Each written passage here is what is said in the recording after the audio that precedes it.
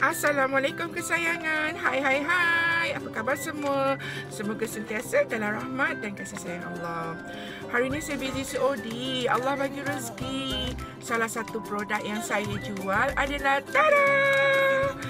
Kambing perap 9F Frozen. Boleh dapatkan dengan saya di talian 011-2706-6864. Cubalah satu, nanti lepas satu nak dua, lepas dua nak tiga. InsyaAllah Allah bagi sedap. Setakat ni kambing perap ni memang viral dekat pasaran. Repeat order yang tinggi. Halal Thayyiban, jangan risau. Ada sedia halal tau. Semuanya halal Thayyiban. Jom support saya. Nak cari income extra pun boleh. WhatsApp saya.